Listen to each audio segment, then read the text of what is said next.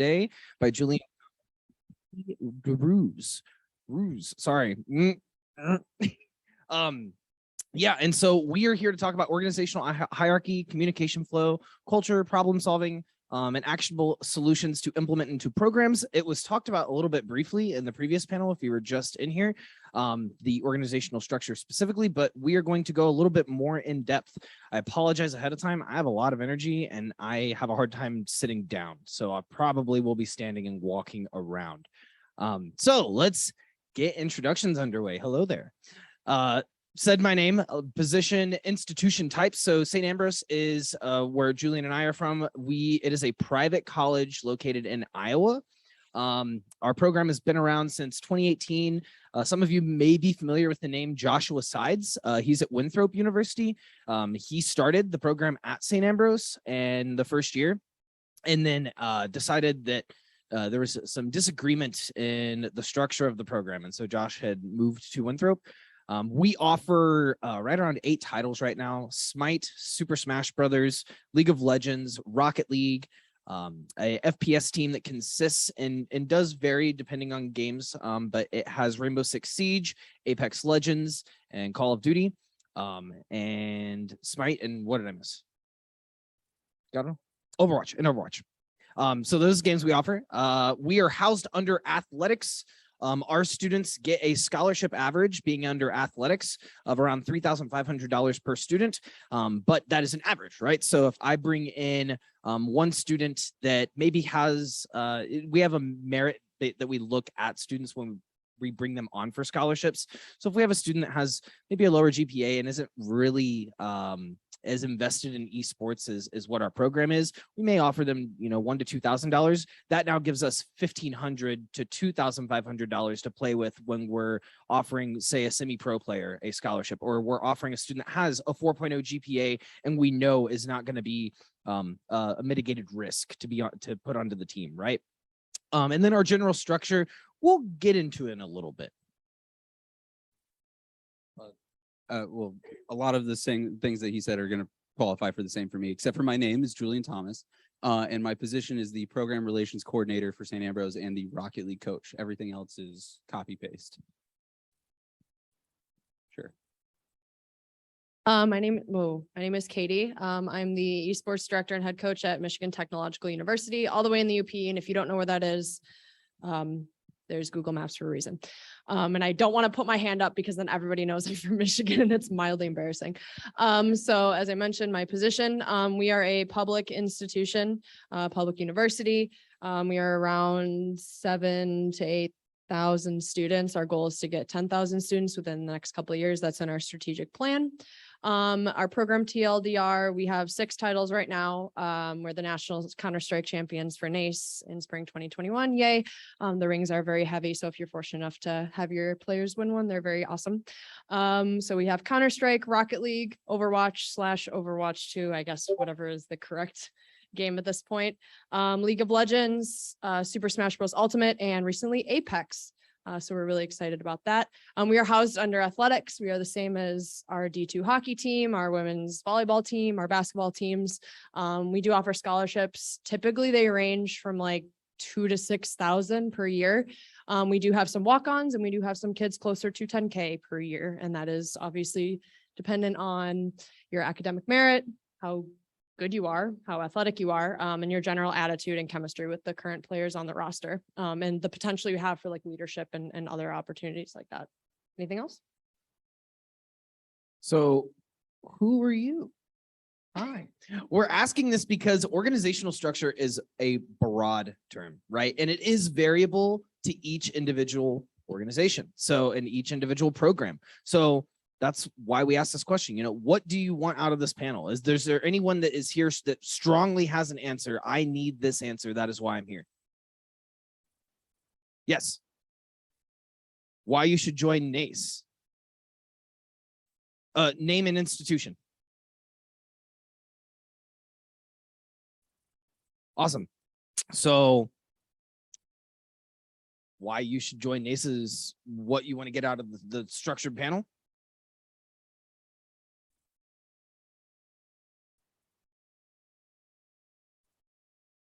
Sure.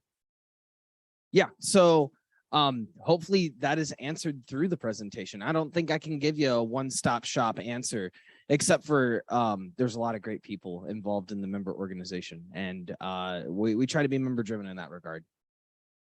Yeah.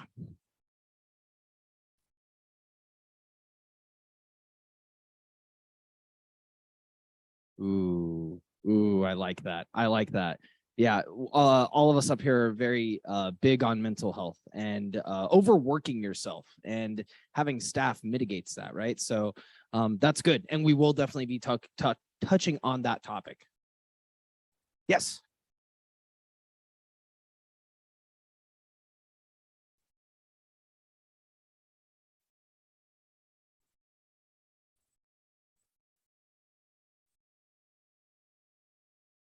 Awesome. And your name? Jessica Manro. Awesome. And we have one in the back? Yes.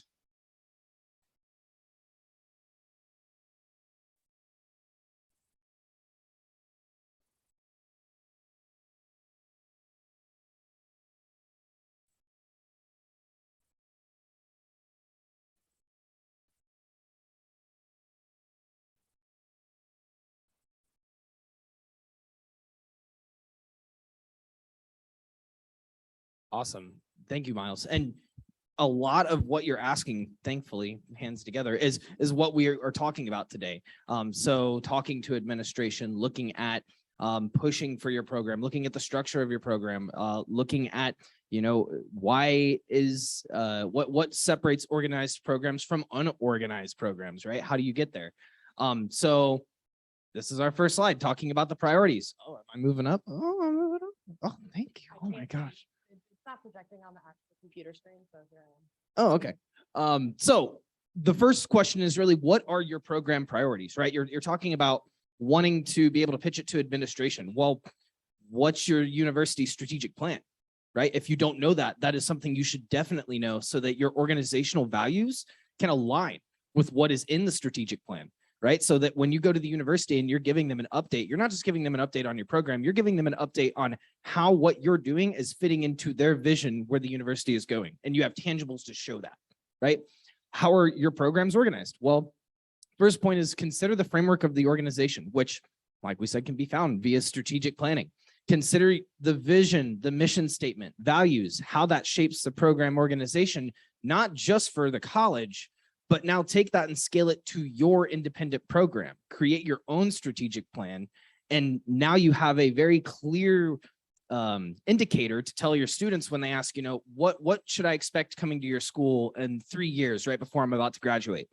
Well, we're very adaptable. I can't tell you what is going to happen 3 years from now, but what I can tell you is this is what we're planning for. These are the benchmarks we're trying to move towards. These are our goals. This is our vision and what we want to do by the end. Anything to add?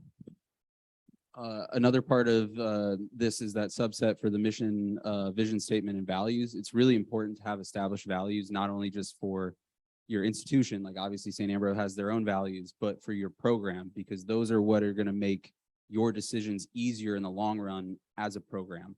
Like whenever you run into any issues or whatever, you always want to be able to fall back on your values, or what is your mission, or what is your vision, because that is what you're going to share, that's what you're going to embody, and that's what's going to ultimately become the culture of your program.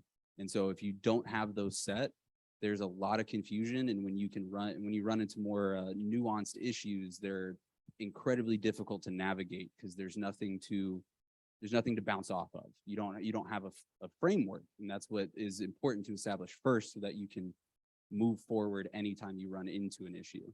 And we'll talk about this a little bit later, but make sure this is visual. Make sure this is there for your students, your staff members, and any community members you have.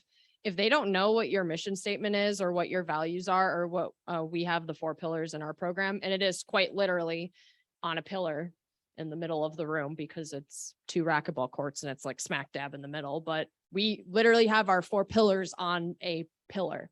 So every time they come in, they see the 4 pillars in our program and they're reminded of it, even if it's very subtle. But the point is that framework and your goals, all that ties together, and that it is transparent. Because if your students don't know, like, why are you here? What's the purpose of it, right? Like, is there a purpose why you have the coaching structure that you do? Is there a purpose why you have student managers? Is there a reason your administrative might say, okay, so why are you doing this? And you can say, here's the mission statement.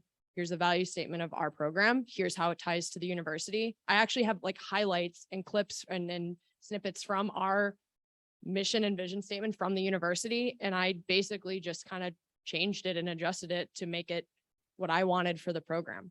And it's very consistent. And that's a lot of the reason why our administrators are very supportive of it. We're very fortunate. That's not very, seems to be unfortunately uncommon that administrators are very supportive, but it does help if you say, I'm in line with you. Here's my goals and here are your goals and here's how we can help each other. So that's one thing, is just getting on that common ground with your framework. You want to end up at similar destinations, right? You don't go on a road trip and say, yeah, we're just going to meet three hours north. No, you say, here's the address. This is where we're meeting. And everyone has that shared address, right? And everyone, all of your teams are in different vehicles on this road trip, right? Same with your university. They're in a different vehicle as well. So you all need to share that same address to be able to meet in the same location, to have the same level of understanding.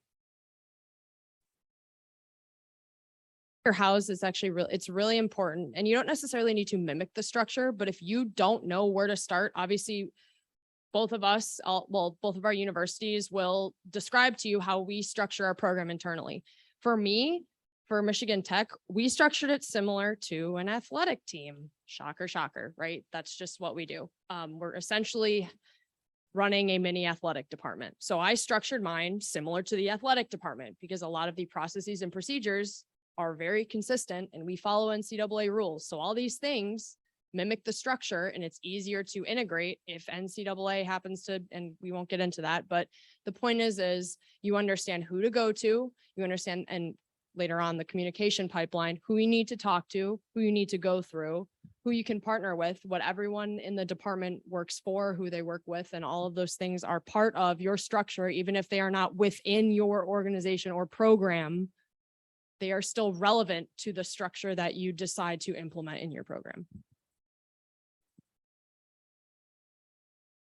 So talking about that pipeline though, I think reinforcing a pipeline is essential, right? I think communication is key. And just by raise of hands, how many of you as directors or coaches tell your students at the beginning of the year, reach out to me via text or Discord? Yeah, that's the response I was expecting. Yeah, right. So if they don't know that, right? Because I have a student right now that I've been communicating with off and on all summer, that I only had his Discord. I get a random call one day from a phone number I don't recognize. I get scam calls a lot. And so I went to pick it up. There was no one on the other end. I hung up. Well, I found out that was his mom that was trying to call me and telling me that his Discord account got hacked and he had no way of getting hold of me. So I'm hitting up his Discord account for the next couple of weeks, wondering why he's not responding. I need to get this form from him because it has all of his class schedule. We're planning for the fall. I still don't have it. And I get a text just last week and he says, hey, this is from my, hey, this is blank's mom. His Discord account got hacked. Here's his phone number. You should reach out to him here. And I'm like, oh, right. So having multiple communication pipelines is important because if one falls through, you don't want that to be your only communication pipeline with your students. And obviously you'll get their emails when they come in, but you also have to consider, you know, when they're leaving and when they're not part of your program anymore, but they're going on to move somewhere else, how are you maintaining that communication so that they know where your program's still moving? Next point, modeling behavior. I think that that's key when you're looking at your program priorities. And like it says right there, it does start at the top. Any behavior that you want to model in your program has to come from you and your leaders. And it's all about establishing buy-in from your leadership, right? Don't just tell them, hey, I don't want you to go out drinking with anyone on the team and leave it at that, right? Tell them, if that is what you're doing, tell them why, give them reasonings. These are young adults, right? They're not just going to listen to whatever you tell them and they're going to go do it. They did that for 18 years. They're now here to start their own life and they want reason. So give them that reason, because if they can buy into the culture that you're trying to set, now you have an army of leaders that want and will push the values of your organization so that it continues year to year in a legacy. And that's how you build that culture. But just trying to shoehorn in a culture and push it in and force it, that won't work. You got to level with people as people. And I think that that's where having captains on each of your teams model that behavior that's expected and setting those clear expectations can really push that year to year. So that's where you have to now go back to the top and ask yourselves, what are your priorities? What behavior do you want to model for your students? What do you expect them to reciprocate? Just going off of what he was saying more on the flip side of, if you don't model that behavior, if you have a strategic plan, you're completely undermining it. You're making it useless. It's never going to work because you're not even representing the things that you're saying that the program has to represent. It makes it incredibly difficult to get anything done at that point, because now you're seen as a untrustworthy or not a certified leader at that point. And so then it won't work at that point. You have to model the behavior that you want to see, because I mean, for anybody in this position as a director or as a coach, you're like a life coach for some of these people. Like, they look up to you for how they need to model their life moving forward. And if you take shortcuts, or you don't stick to your own plan, or you kind of gloss over certain areas, that's the behavior that they're going to bring within your program, and it's going to be very difficult to grow. And also it's about what they perceive as a leader, especially with captains. I mean, I had one team say our captain wasn't a captain. What does that mean? Right? To some teams, which happened my first year, I told all the teams, I said, okay, within yourselves, pick your captain. Shocker, shocker, it's the best player on every team. Okay, maybe that's the case, right? Maybe that's what they deem as the go-to person that they perceive as, I want this person as my captain. But then it morphed into, this is the person that holds the team together. This is the person that exhibits the values of our program. This is the person that if I have a problem, and maybe they don't, especially as a female, and the majority of my players are males, maybe I don't want to necessarily go talk to Katie right now. Maybe I want to talk to the captain. I want to get an opinion on something. That is the person that they feel they can go to. So establishing that, whether that's, and maybe they want you to decide. Maybe they say, we want you to pick the captains, and that's even more pressure, right? So you especially have to identify those students. But it helps to have that conversation. What is a captain? What do you as a teammate expect of a captain? And then decide accordingly, because that affects your structure, how they communicate with you. What are they good at? What are things you need to work with them on? Maybe they're not great with scheduling games, and maybe that's been the captain's job for the last year. Okay, maybe you need to work with them, right? So it identifies points where you may need to be a little bit more communicative with a specific individual within your structure. Captains and IGLs are not interchangeable, hands down. Just because they're good at leading in game and they have great mechanics does not translate to being able to schedule scrims or have a high level of emotional intelligence, which exactly. Little bit of egg on my face. I am usually a pretty big procrastinator. And so I set the example at the beginning of the year in our boot camp. We're going to show up 5 minutes early to staff meetings so that we are not late and we're not wasting time. That worked for about the first month, right? And then I started showing up on time. Then I started showing up 5 minutes late. Well, when I started showing up 5 minutes late, I noticed all of my coaches were showing up 10 minutes late because they knew I wasn't going to get there until 5 minutes after. That is a direct example of modeling the behavior, and why in our positions, it's so important to keep ourselves accountable, but also level with our coaches, level with our staff, keep me accountable, right? Help me help you, right? And I'm not telling them they're my boss and I need them to keep me accountable, but it helps, right? It helps. Hey, we got 5 minutes till the staff meeting. Where are you, Chase? We need you here, right? That helps. Task management across individuals. So really delegating tasks, right? What are you delegating to? What is beneficial for goal setting and having accountability sessions, because those are imperative. And that is something that we're starting to implement into our strategic plan. When we created the strategic plan, we had strategic areas. There was 3 of them. And then there was 3 strategies per strategic area, and then 3 action items per strategy. And we said, okay, this is a lot of work. How are we going to get through this work? How are we going to ensure that this happens year to year? So going into this upcoming year, he's not here at this convention, but Nate Ragsdale with Grandview had a great model this past year that him and I talked about pretty frequently, which was he has a student council within esports. and it ranges across his whole programs. Now, that's not something that I think necessarily translates to what we're going to do, but what we are establishing is a committee structure. So there will be a community committee. There will be a, what are the three committees? Help me out here. Community engagement, business development, and marketing. Yep. With those three committees, every student that comes into our program will be required to sit on a committee and be formed into a subcommittee. And that subcommittee will be tackling 1 to 2 action items for the year, right? That's not a huge ask. 1 to 2 things. Have a call out meeting for a club. That's 1 action item for the entire 9 months of the year, right? But if we now replicate that across every 40 people in our program, our 5-year strategic plan becomes a 2-year strategic plan. And we go back to the university and we say, hey, we've gotten all these action items done because we've properly delegated our tasks and what we want people in our program to do, and they can report on that, right? It's giving the students an opportunity to do things that they perceive as useful. I've had people say, I want to do this. I don't know. I want to be a part of the program. I don't know what I want to do. Okay. Do you like recruitment? Do you like graphic design? Do you like broadcasting? Oh, I really like numbers and taking stats. Oh, you want to be our statistician? Yeah, great. Oh, I like event planning and all that stuff. Would you like to be our tournament organizer / competition individual? Oh yeah, sure. That sounds good. And you fit those into wherever you have organizationally, but also what you can delegate appropriately. Because frankly, I shouldn't be telling my student, okay, here, my athletic director wants a budget. There you go. No, there's a boundary, right? You need to set that boundary of what is appropriate to delegate, but also in my program is about student empowerment. And you'll see in my organization chart how many students are in leadership positions and how many are staff, i.e. non-students. The majority of them are students that are leaders.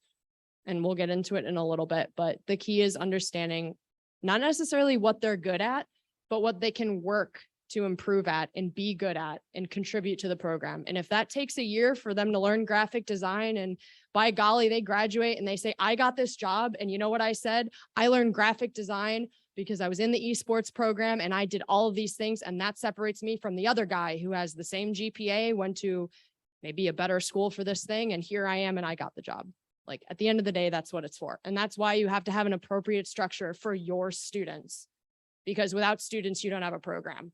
So you can do all you want, but if the students are miserable and unhappy, you ain't going to last very long. Similar to her program for St. Ambrose, we have a very strong focus on skill sets. And our #1 priority as a program is making sure our students have jobs coming out of college, whether that's being a professional player or something else in esports. So we put a huge focus on putting them in these committees, giving them skill sets, giving them ways that they can build up experience in areas that they're interested in. Because if they're interested in going pro, then yeah, we'll help you build your skill sets. We do think that's a major factor, but we'll make sure that your emphasis is on competing and improving as a player. But for a student like PETA in our program, he realized competition wasn't really something that he wanted to do. And he ended up falling in love with production. So then we started giving him more production things that he wanted to do. He eventually found a job with the NACE and he started running production for all of the, like not all of the NACE, but a major part of League of Legends. He was one of their primary broadcasters. And now he's doing production for our program. He's only sophomore right now or going into his junior year. And he's doing amazing. It's the skill sets that give them a sense of accountability and almost a sense of ownership or like stakeholdership in the program itself. They built a piece of it that is now a functioning job within our program. One size fits all won't work. It can help, but in PETA's case, I tell everyone in our program, talk to me, have a one-on-one conversation. I think it's quintessential if you're not doing it as a director or coach, schedule one-on-ones with your students, because that's how you really form that relationship. That's how you get to know what they want to do. And that's how, if you're struggling, which I've struggled with before on, I guess my own confidence in esports, if you're struggling with how you can actually help these students, that's it. They just need direction. They need help. They need to be empowered on what they can do. And so PETA messaged me this summer when we were talking about the strategic plan, because he's roommates with one of our team managers. And he heard that we're starting a stream team that will be both in the club organization and in the varsity side. And he said, I want to be the producer for the stream team. I want to do that. I didn't have to ask him. I didn't have to reach out to him.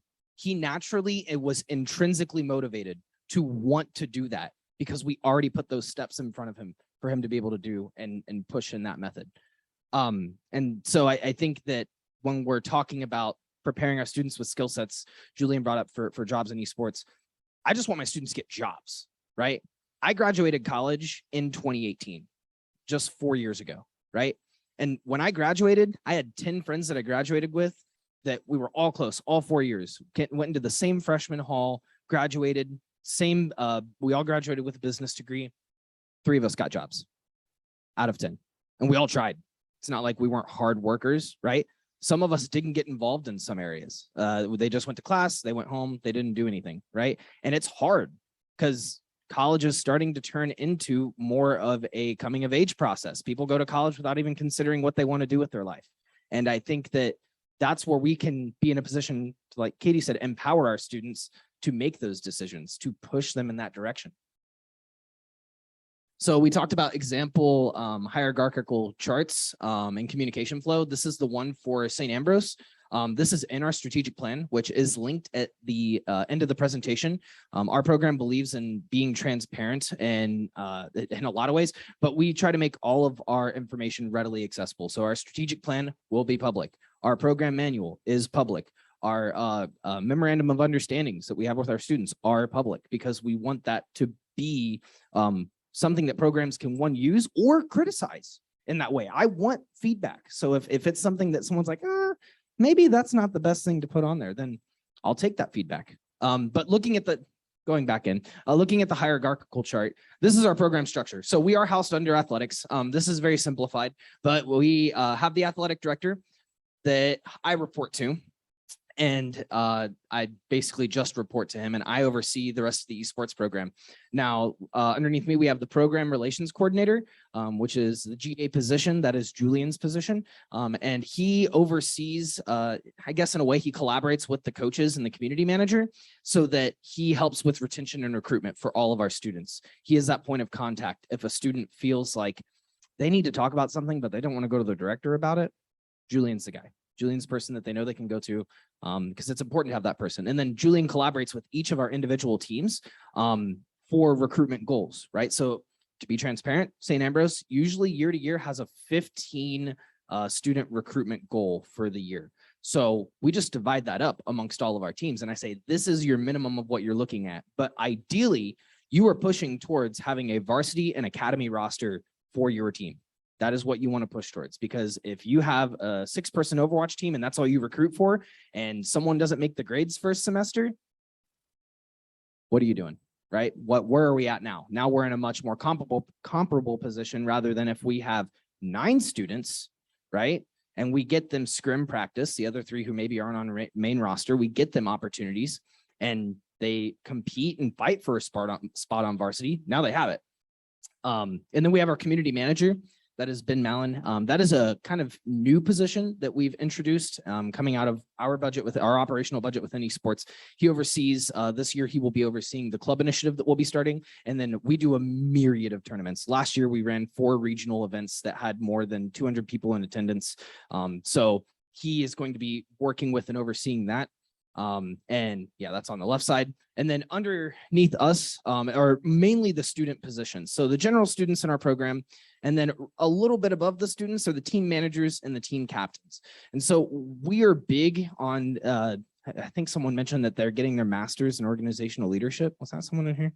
Maybe not. That's what we're getting our master's in, is organizational leadership. So we believe big in adaptive strategy and technical strategy, right? So what is the groundwork? What is the technical work that needs done behind the scenes to make things move? And then what's your play-by-play? What's your quid pro quo? Someone's car just broke down. Who are they calling? Someone is at a party and uncomfortable. Who are they calling, right?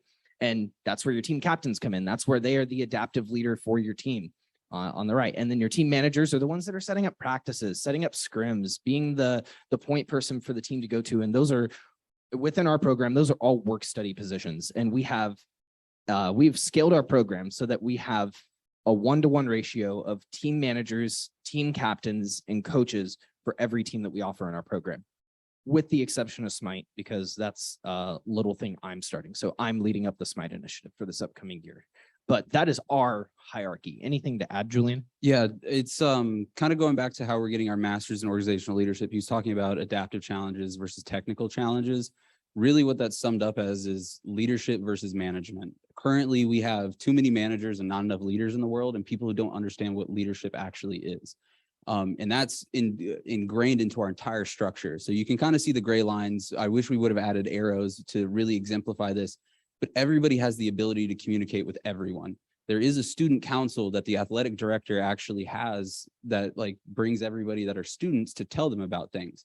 They just interact with us. We don't tell them what to say. They come and talk to us about what they're going to say just so we can know. And then maybe we like, for example, when we were trying to get new space, they're like, okay, we're going to go talk to the athletic director for student council. We're like, oh, don't forget to talk about the new space that we're looking for.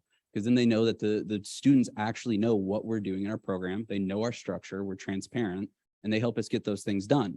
But we want to make sure that we have that, not divide, but that working relationship between leadership and management, is because you need both of them. And so our team captains, they're our leaders. They're the ones that practice leadership, that multi-directional relationship that takes on adaptive challenges and finds adaptive solutions. While our team managers are our management. They're the ones with the technical fixes. They're the ones that come in with the easy, or not the easy solutions, but the management. They make sure things are organized and there's the accountability that the leadership needs. And so I just wanted to point that out, particularly about our structure, because it's very transparent and it's very based on communication, because without it, none of that actually works. And that's a good point. If you look, most of these just flow in between each other. While this is a chart, we really push clear and open communication, right? I tell my students, if there's a problem that you haven't brought up and I don't know about it, how am I supposed to fix it? How am I supposed to work with you to come to a collaborative solution that ensures that we're tackling that issue? Because I care about you, right? You are spending money to be here, and I want you to get value out of this program. But if you have issues with what we're doing, or if you have issues with people on the team, if you're having issues with financial aid, if you're having issues overall, you got to talk about it in order to fix it, because it's not going to happen if you just sit and, right?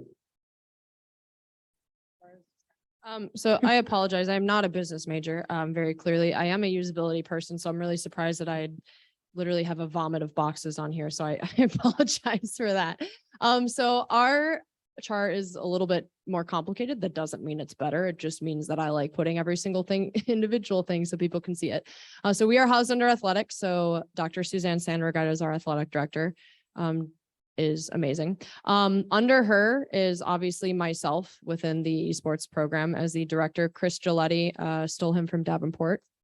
He is my assistant director, does an excellent job. Both of us actually split up the main responsibilities of a director. The one thing I will say, if you're starting a program, do not allow them to hire one person.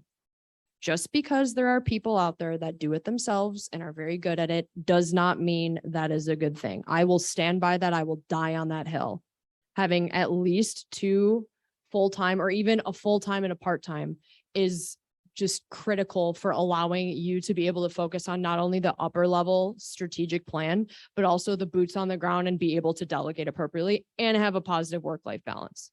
That's just my personal opinion, agree or disagree. But in my experience of doing it by myself for basically 1.5 years, and really struggling with a lot of different things, I will just give that friendly advice. I second that heavily. So we'll say that. You had a question? Oh,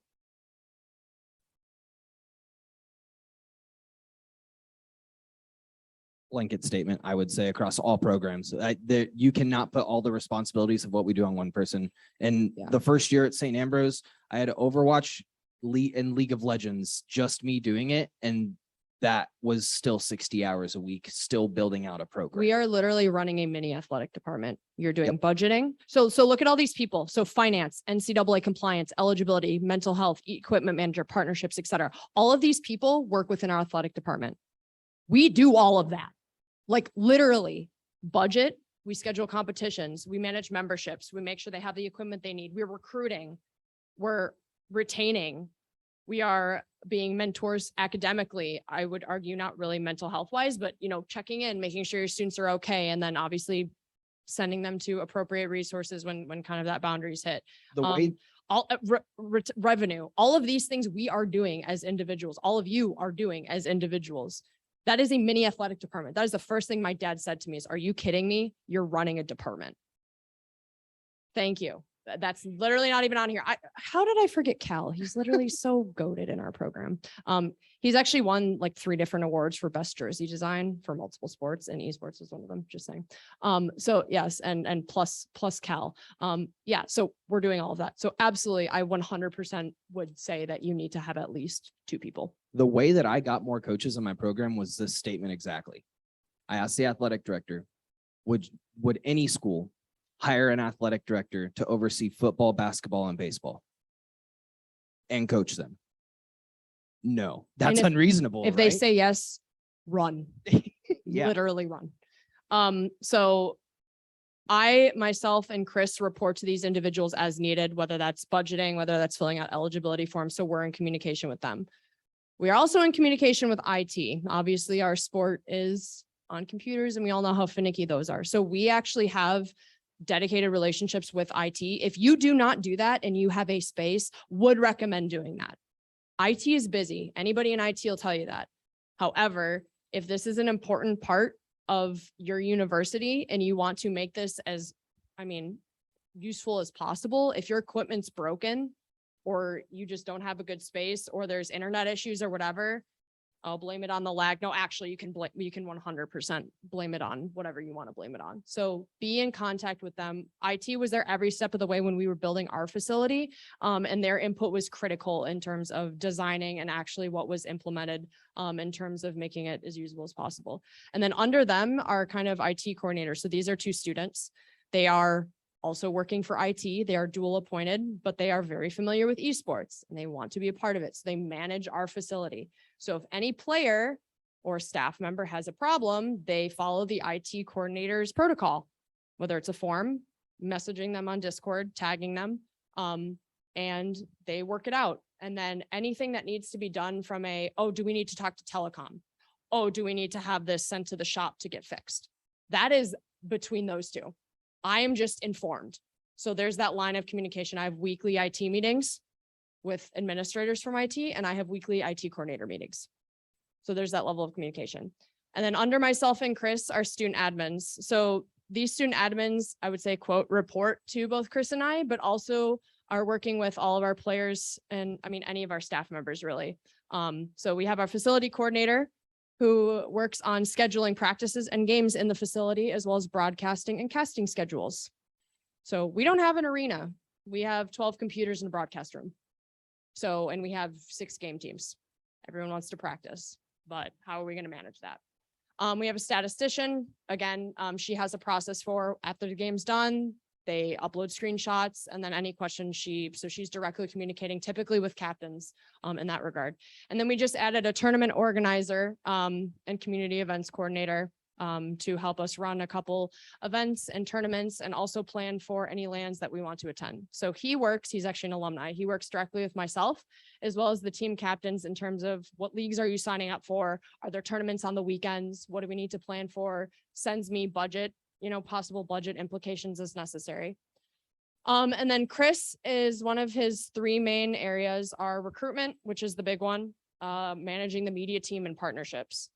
So he is overseeing the media team. We have an audio lead and streaming coordinator. So he is essentially an audio engineer. That is his major. And he works on anything relating to the broadcast facility, coordinating both the lead of the broadcast, so who actually sits at the computer and runs it and talks to the casters. Also our other broadcast and content coordinator, all of the casters. And then we have our social media lead and community events coordinator, who is an alum. And she obviously also manages certain individuals depending on what's applicable. Hey, do you need more stream assets? Hey, it's this person's birthday. We want you to put the pop-up on stream. Whatever works with myself regarding any partnerships or any community events, as well as with Chris. So that's our media team, and all of our media team are either paid or on scholarship. And paid can mean either they are paid as student workers or they are paid as work study. So a lot of budget implications, but it's important to me that I pay students. If someone wants to volunteer their time, more power to you, but I'm going to offer to pay you if I can afford it.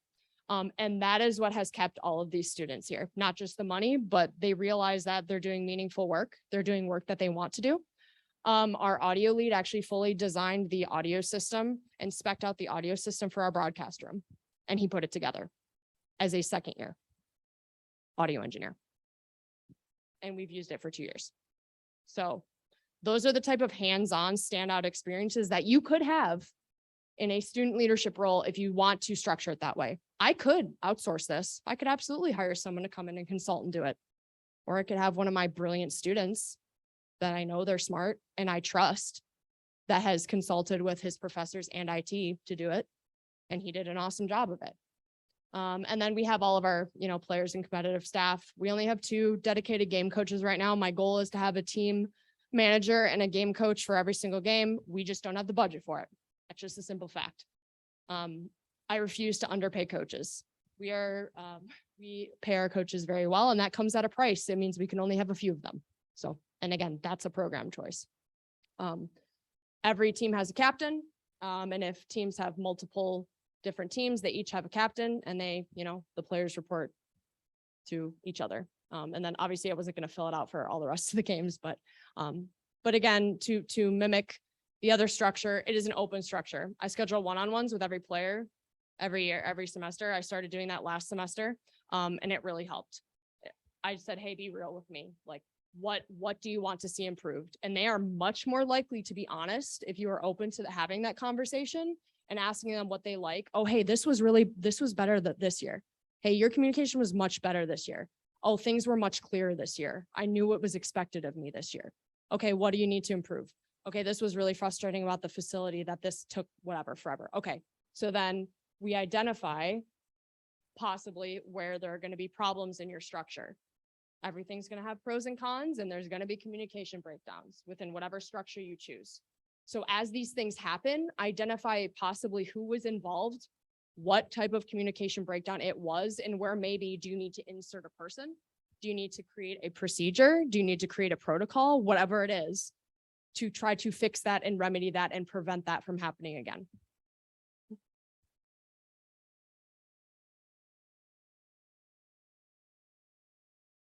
Oh yeah, so yeah, thank you. And I should know myself to not color code something without explaining it. All of the yellow are staff. So meaning non-student administrators. All of the gray are students. So you can see all of these students in leadership roles who are students in leadership roles. I am a firm believer in non-student coaches. As a traditional sport player, I don't enjoy the dynamic. There are plenty of student coaches who are excellent and it works for people's programs, and that's great. I'm not telling you not to do it because it works and it's very good for a lot of people. But the key with that, I will 100% say, is you need to set boundaries and expectations. If they are not able to conduct themselves in a professional manner as a coach and have that authority, you probably should not have them as a coach. Having the title of coach is a lot of responsibility. And if they see this breakdown in the structure and they're like, oh, coach, okay, yeah, sure, whatever, wouldn't recommend it. And that could really break a lot of things down that you've maybe worked really hard to have. So just a little word of advice there. So looking at developing your program structure, we've already talked a lot about what our structures look like as programs. These are just kind of a list of things of where you, almost like a step list of where you need to go when you're developing your structure. The first one is looking at your goals and outcomes. What are your long-term goals versus your short-term goals? That needs to be decided along with personal goals, team goals, and organizational goals. This is where you get your strategic plan and how you want to build those strategies, and then how you want to incorporate your teams and their competitions. Next thing is your priority list. A lot of times people don't realize this, but esports doesn't really fall that close to the top of your priorities as a student. The first one, as we all know, for everybody, is academics. You need to be getting your grades going. The second one tends to be religion sometimes. That's a high priority for people. The next one being family, and then possibly esports or even something else. So we may not be number one, and it differs from university to university. Obviously, you have some that put a big emphasis on it, but you still have to understand that we're not the number one priority, but we're still a priority. We still require dedication from our players, and you need to make sure that's known to them They need to be transparent about where you see their priorities with you, and then actually ask them, talk to them one-on-one. What are your priorities? And that helps you like navigate so many different decisions. The next one is program content and resources. Figure out what you can actually get with your program. Where what are you doing for your players? How do you let them know what's going on? You build a boot camp. That's a good one that we do. We have a boot camp at the beginning before fall that gets all our players geared for competition, gets them ready so that when they show up day one, they're not trying to figure out classes. They're not trying to figure out where to go. We have our boot camp a week before school actually starts. Our players move in before any other players on the campus, including athletics, other athletics. And so they get ready to go. They hit the ground running. They're comfortable. They know where all their classes are, and they get straight into competition. It's not as chaotic in the first week. Then we have another one in the spring that's a week before that, and that one's all geared towards professional development, where we teach them how to build a resume, how to build a cover letter, how to build a portfolio, and then they apply for that job at the end of the year, and sometimes they have a good success. We're not expecting them to get a job. I mean, a lot of them are freshmen or sophomores. You're not going to get hired. You still have 2 years left. But a perfect example is Cherry on our team, our Apex team. He got a full position from an accounting firm based off of his application that he did. He's now guaranteed an $80K salary job coming out of college, and he's a sophomore. Like that's the power of what some of these things can do. Figuring out your university support. Where do you lie? Where does your program start? What can they give you? What resources are available that you can pull from? Another one, even outside of university, I like that we have it focused on university support, but you can also get city support, right? We interact with our visitors bureau heavily for our events. They give us grants for events. They give us hotel blocks for when we do our events, or they help us get connected. They help us find it. They're amazing. Get connected with your city and your community, because that will help your program just as much as just focusing on your program, or more. And then figure out your communication meetings. What is the primary method of communication for your students? For our program, it's Discord. We have all of our links, all important information, everything is linked there, but it's not the only structure. We also have a link tree to provide information. We have their phone numbers, we have their emails. Some coaches run off of Snapchat because they enjoy that type of communication. Just having that structure and letting them know what is your communication channels are important. Developing your personal relationships with one-on-one. If you don't know who your players are, why are you running a program? What are you doing? I'm sorry. You know who the people that you're working for, because if you don't, or working with is a better way to put it, because I'm a big advocate of, I don't work for my players and my players don't work for me. We work together. We both have goals of where we want to end up. And the next one is frequency of communication. Set your boundaries. Chase has a perfect example of this. How many of you guys have gotten that 1 a.m. text saying, hey, coach, we need to talk? Right? That's not cool. Like, now I'm stressed out. It's 1 a.m. Come on, man. Or Like, the meme at 1:30 in the morning. like I get it, and I want you to have that level of communication, right? But understand, if it's not dire and it's not important, and just knowing who you want to talk to, times, days, topics, all that good stuff. So, anything else on this slide for me? Just make sure, again, priority list for students this is going to be what ties to administration. The reason why our esports program is a varsity program is because the one thing administration did not have, my athletic director did not have, was student initiative. So when myself and my vice president essentially had this situation, and we ended up meeting with the AD and the senior associate athletic director, they said, perfect. We have student initiative now, after we sent out a survey. They did not want to make a decision without having a student group come forward and say, we want this. And so their priority at Michigan Tech is essentially doing what the students want and what they feel they are going to get a lot out of. That may be different for your school. It could be butts and seats. It could be more students in a business or non-STEM program. Could be students in a STEM program. Could be more international students. And that may be more or less important to the people in your program, but you need to understand that. And it's the unfortunate reality that if your mission and your priorities do not align with administration, you are closing yourself off from a lot of support, which is, again, I mean, it is what it is. So maybe find another school if you're feeling that you're not being supported. fight your hard fight, but at the end of the day, there's only so much you can do. And it's again for the students. So if you're doing everything you possibly can for the students, and those are things like understand what is on your university. We have a clinical mental health counselor in our athletic department. She exclusively works with student athletes. She's a mental health clinician. She sees students for a variety of issues. We also have a learning center, an academic learning center. Where can they get tutoring? We have My SSP, which is basically free 24/7 counseling for any Michigan Tech student. Give them all of these resources, give them opportunities to use them and encourage them to do so. Because if you don't know where to go and you don't know who to ask, how are you going to guide your students and show them that you are an ambassador for your university? If you're going to a new university, ask why the previous director left and inquire with that director one-on-one. You know, most directors, if you reach out to them on Twitter or Discord, I mean, raise your hand if anyone in this room were to reach out to you on Discord and ask you a question about your previous university, if you'd answer. Yeah, there's your answer right there. Just ask. We're all here for each other. We're all in the same boat. If you could go to the next one. We have 5 minutes, so I'm gonna talk very briefly about conflict management and in some ways. And then the next slide is the ThomasKilmann model, which if you are not familiar with, I recommend becoming familiar with. I've used this model many a times in conflict management meetings with my team, teams, all of them. And it is amazing. We go into a classroom and I said, we are not leaving this classroom until we're all on the same page.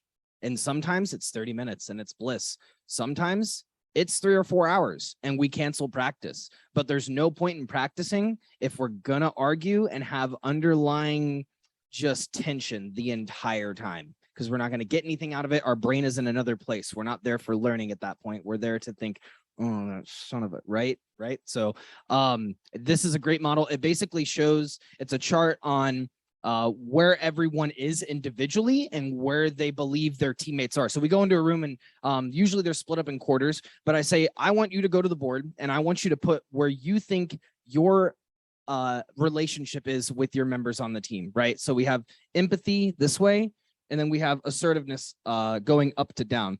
Now, our professor in the MOL program liked saying this was being relationship oriented while assertiveness was being task oriented, right? Some people on the team, they're not going to bring up problems because they just want everything to be fine, right? They don't want there to be any issues. And that's the accommodating person. You win, I lose. It's characterized by a high level of concern for others and a low level of concern for oneself.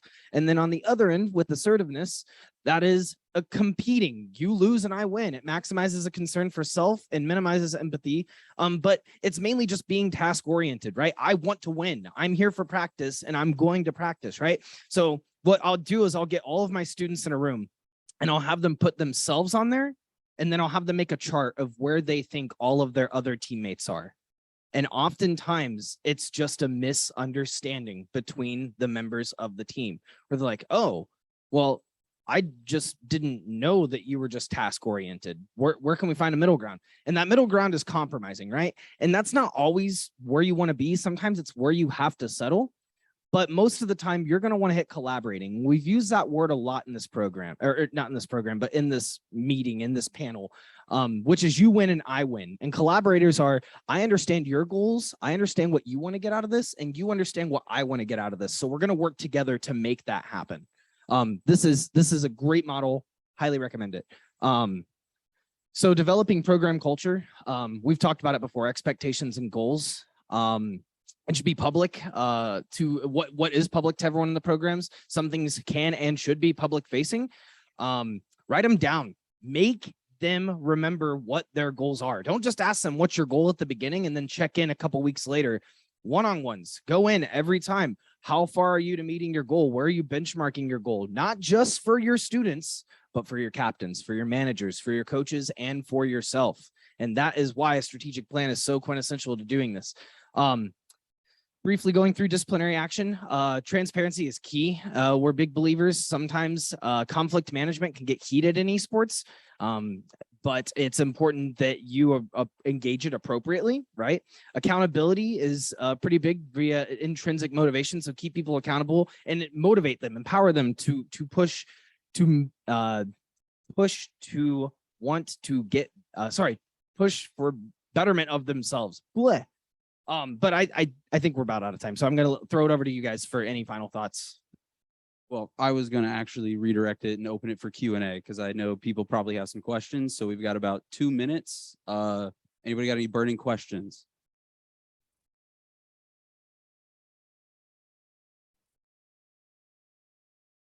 Yeah, it's public. Oh yeah. Yeah, we can give it to you. Nope. Yep.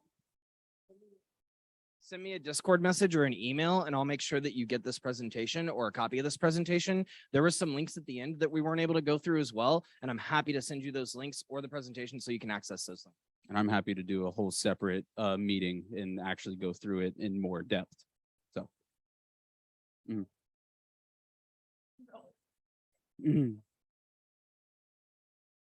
Any other questions?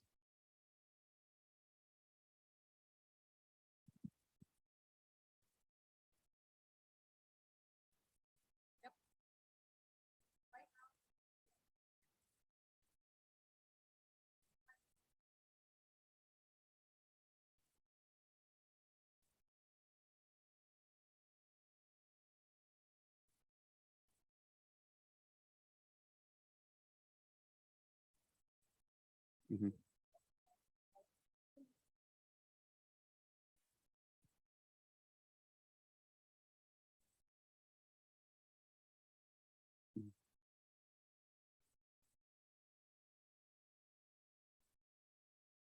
Mhm.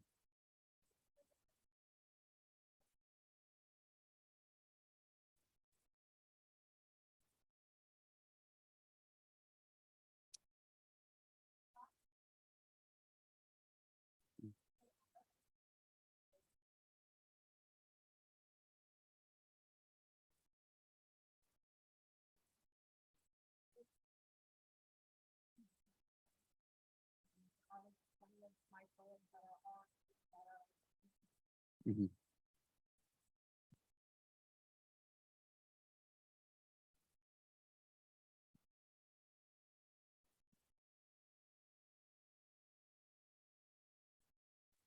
Our managers are also paid, just stating, but we are out of time. So if we have any additional questions, you can meet her, especially because we're going to stay up here for the next panel for health and wellness with Lamar Daniels. Every organizational structure is different. Feel free to ask us whatever.